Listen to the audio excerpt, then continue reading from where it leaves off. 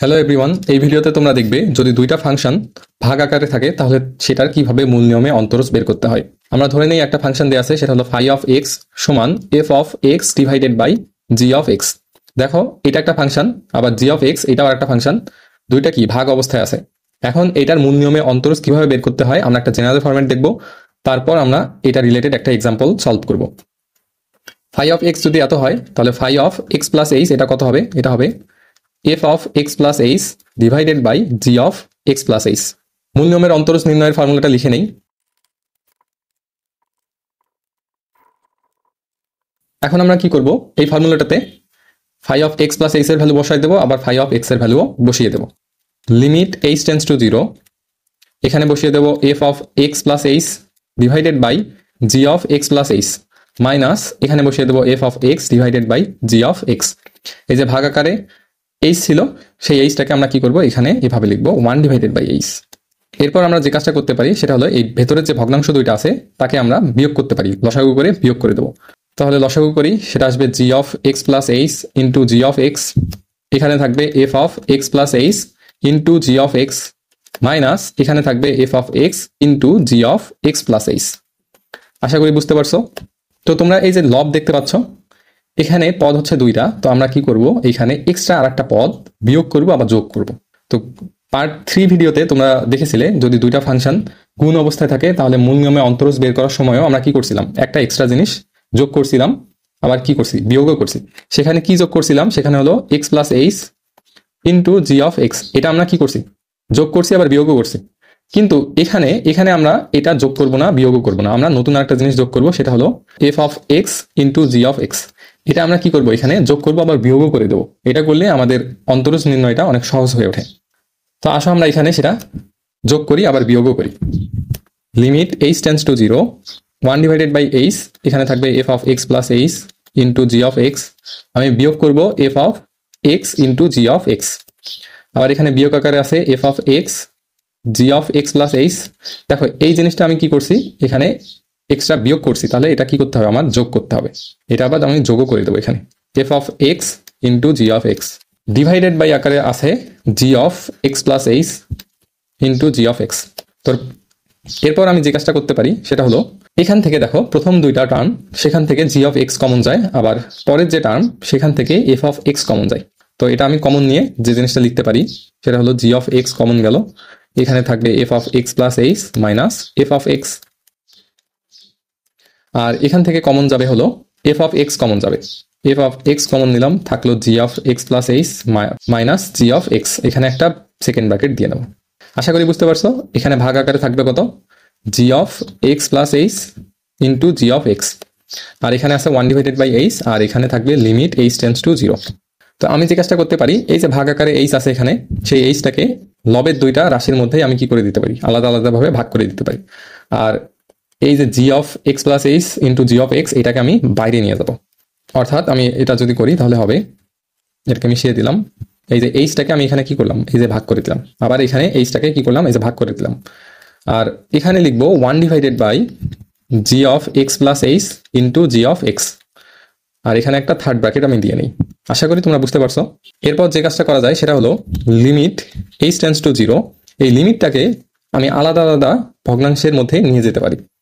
তাহলে এখানে থাকবে limit h tends to 0, 1 divided by g of x plus h into g of x, আর এখানে ইন্টু আকারে কি থাকবে, ইন্টু আকারে থাকবে limit h tends to 0 g of x, আর এখানে থাকবে f of x plus h minus f of x divided by হলো এইচ, আবার মাইনাস আমি এখানে লিখতে পারি limit h tends to 0 f of x, আর এখানে থাকবে g of x plus h minus g of x divided by হলো এইচ, থার্ড ব্র্যাকেট ক্লোজ করে দিলাম।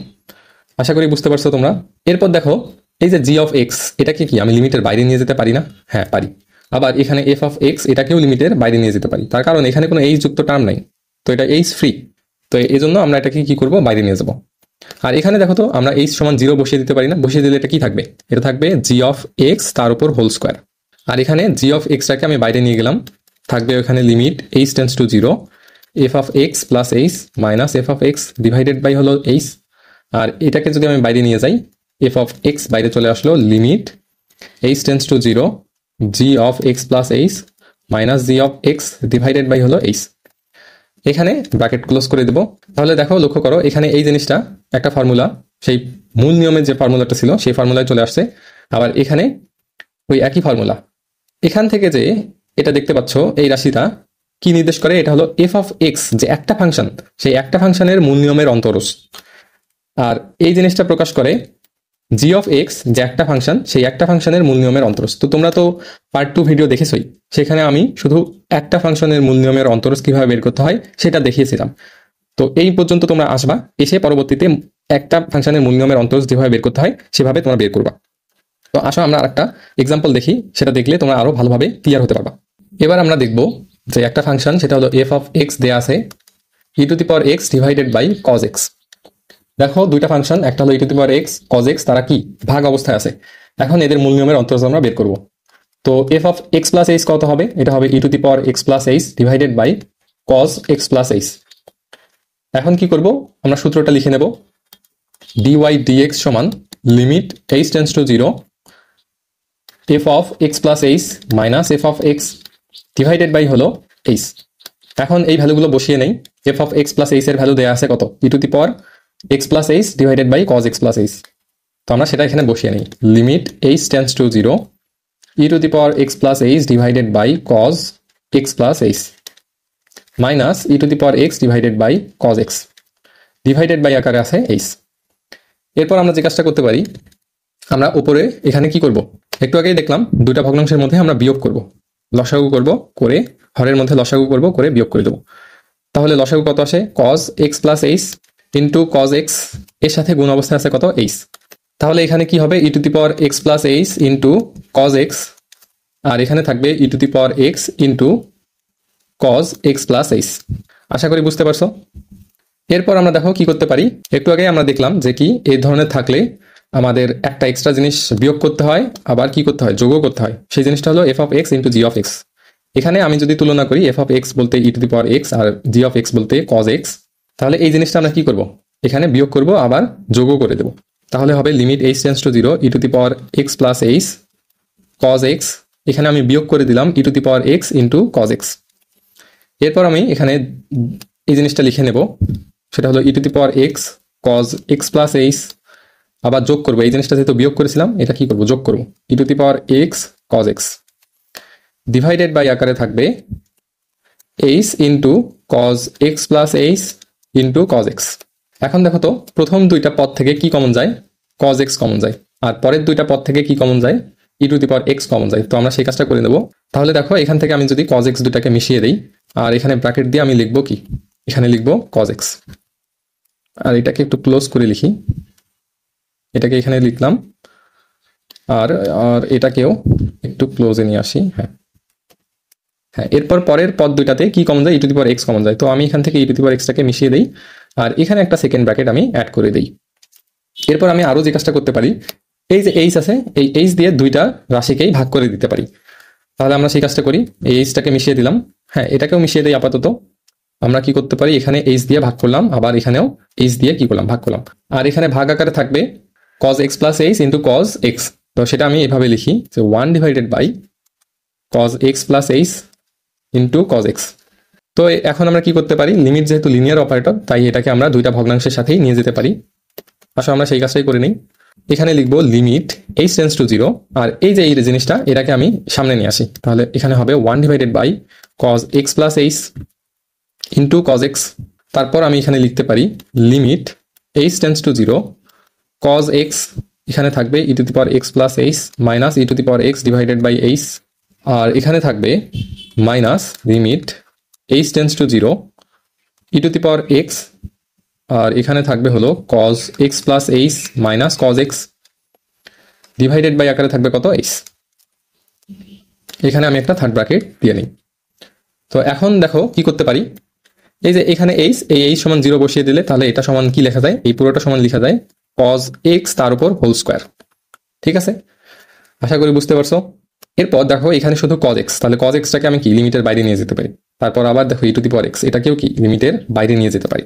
তাহলে এখানে হবে cos x limit h tends to zero e to the power x plus h minus e to the power x divided by h, আবার এখানে আমি লিখতে পারি e to the power x limit h tends to 0, তাহলে থাকবে cos x plus h minus cos x divided by হলো h. এখানে third bracket দিয়ে নেব। এরপর দেখো আমি কিন্তু পার্ট 2 ভিডিওতে এটা বের করা দেখিয়েছিলাম, হ্যাঁ এই জিনিসটা। আবার এখানেও এই যে cos x plus h minus cos x divided by h এটাও বের করা দেখিয়েছিলাম। তো আসো আমরা সেটা একটু দেখে নিই। এই যে দেখো যে এখানে আমি কি e to the power x plus h minus e to the power x divided by h, এটার মূল নিয়মের অন্তর কত বের করেছিলাম ই টু দি পাওয়ার এক্স। তো এই ভিডিওটা তোমরা অবশ্যই দেখবা, এটা হলো পার্ট 2 ভিডিও। তো এটা যদি আমরা এই ভ্যালুটা যদি আমরা এখানে বসিয়ে দিই যে ই টু দি পাওয়ার এক্স, এর পুরো ভ্যালুটা কত চলে আসবে ই টু দি পাওয়ার এক্স। এরপর তোমরা লক্ষ্য করো যে পার্ট 2 ভিডিওতে আমি দেখো এটার মূল নিয়মের অন্তর বের করেছিলাম, সেটা কত আসছিল, সেটা আসছিল মাইনাস সাইন এক্স। তো তোমরা এটা একটু দেখে নিবা। মাইনাস সাইন এক্সটা আমি এটার পরিবর্তে কি করতে পারি, এটার পরিবর্তে আমি এখানে বসিয়ে দিতে পারি, এটা হবে মাইনাস সাইন এক্স।